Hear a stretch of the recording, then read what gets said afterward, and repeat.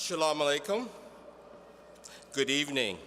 It's indeed a pleasure to be here and to begin by thanking MAS as well as all of you for allowing me this evening to speak to my brothers and sisters. You know, the United States is at a very major crossroad in civil rights and where it is on how it deals and treats people. Muslims, like blacks, understand well what racism is and what profiling and bullying and physical and mental attacks on individuals, unjust immigration legislations that impact not just you and I, but also the future of our children and our grandchildren. And because of these shared experiences, Muslim Americans can learn from Black civil rights movement, developing necessary support systems for each other. One of the worst things that any group, my brothers and sisters, and especially for a group that has been targeted, for it to find itself isolated as if it is on an island for itself and by itself.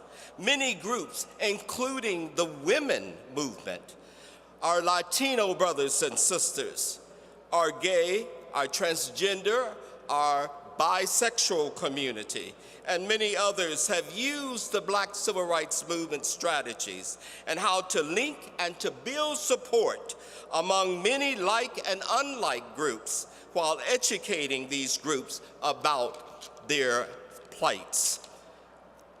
I was honored this morning to speak to some very gifted young Muslim high schoolers, and I was so touched by their commitment, their intelligence, and their abilities to understand and identify what's civic and social engagement, and how to make that work so that they can not only do something that benefits their individual lives, but also how that can bring about social change and change where they live.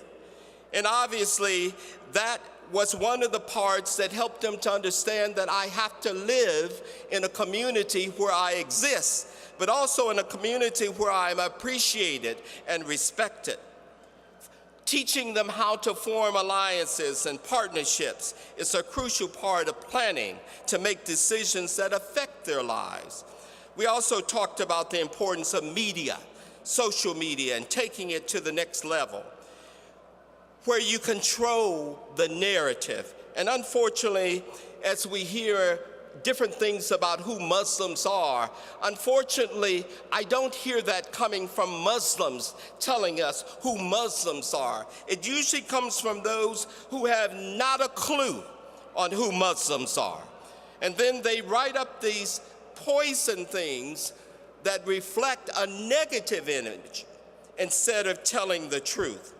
I was very pleased when I came in and I had shared with our young people this morning that they have to not only know how to run the media and they have to be engaged with that technology, but I also want them to become involved where they are now owners of that technology, where they are now owning television stations, radio stations. And so I was pleased to come in this afternoon and see Dean TV, because I was not aware that there was a Muslim station. I am so grateful to see that, and I hope that you and I will continue and we will support them. 47% of Americans do not have a favorable opinion of Muslims, and that is clear. They can't have a favorable opinion because that's not the intent. The intent is out of our control when we are not the ones who are controlling what we are writing. So we not only need writers, we need owners. You know, racism is the stepchild that America does not own, nor will she openly talk about it in an honest dialogue. Unfortunately, this stepchild of racism, this child is destructive. This child is evil and deceitful and can enslave people.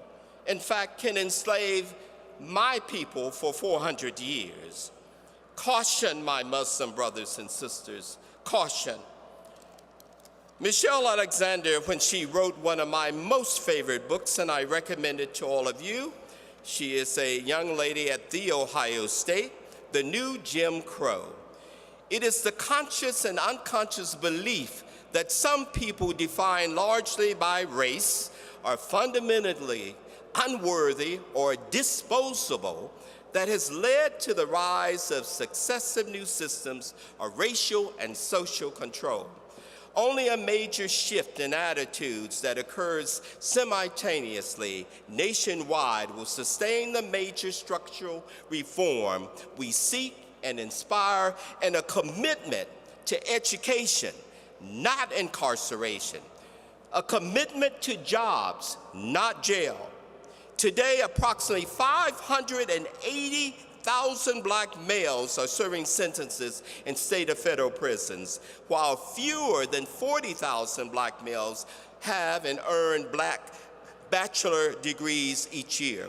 African American males are 6% of the population, but 40% of those who are incarcerated.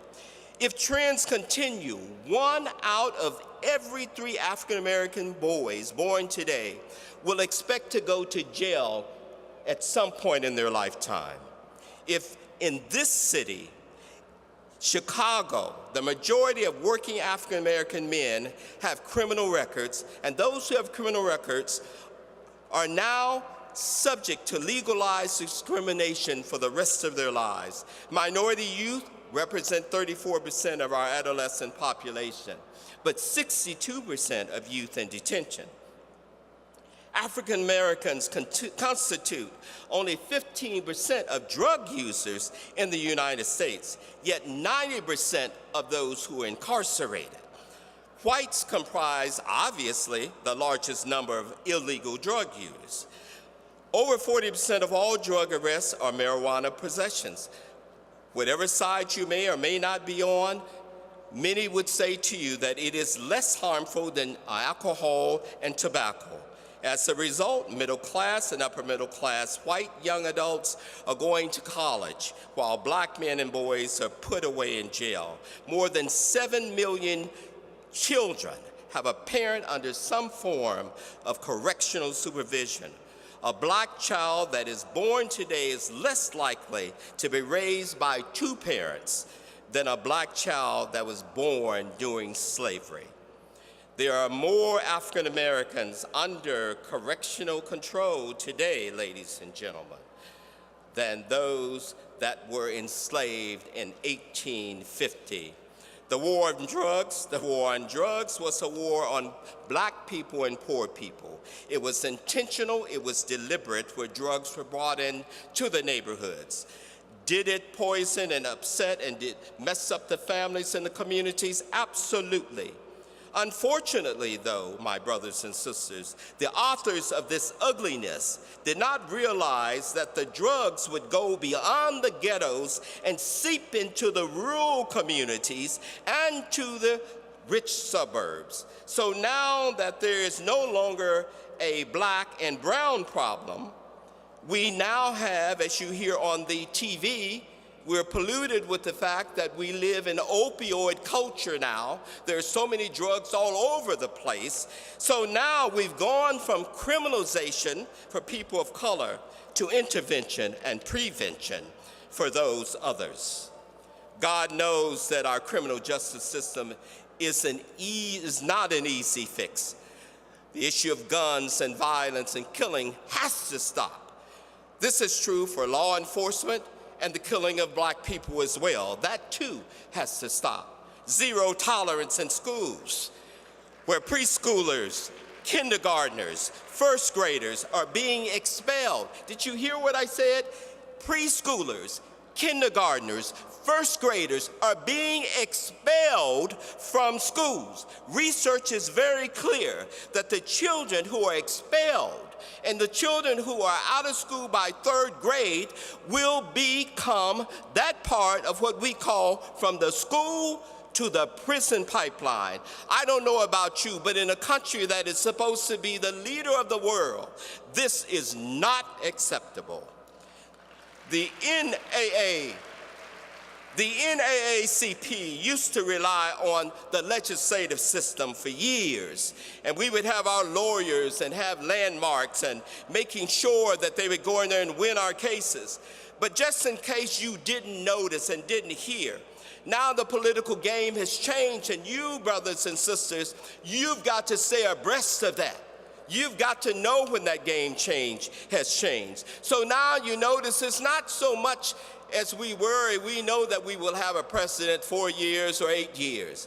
But now they're shifting that over from the presidency to making sure that in your local areas, your state areas, and your national areas, that we have judges that are in the Supreme Court that will live for as long as they live, and they can erode our civil rights and our human rights.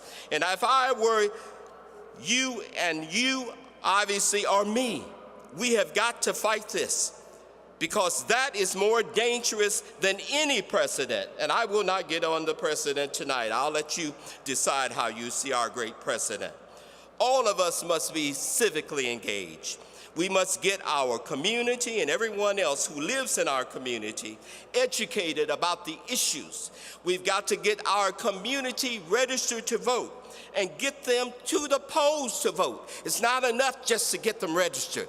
Take them to vote. If we want to see changes in the Muslim community, we've got to make sure that our Muslim people have the right credentials. We get them elected on local level, we get them elected on state level, we get them elected on national levels, and then we hold them accountable to do what they said they were supposed to do.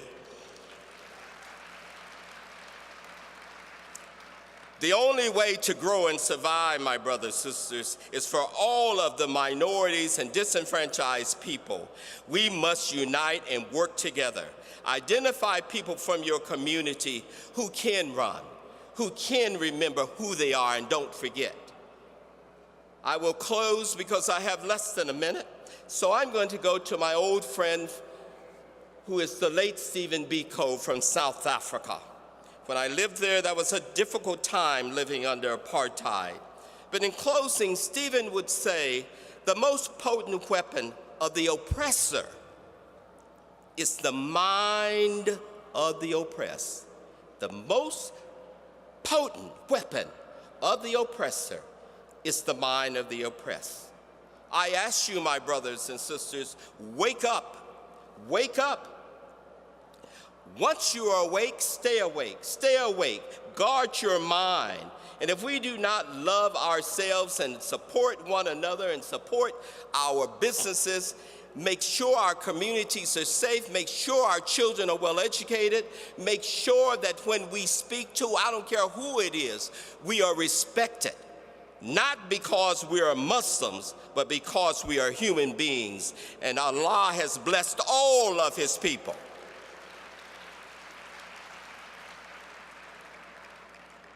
May Allah bless each of you in your personal journey and in your journey to strengthen and to grow the Muslim community, and to remember that this journey, my brothers and sisters, is not about you and I.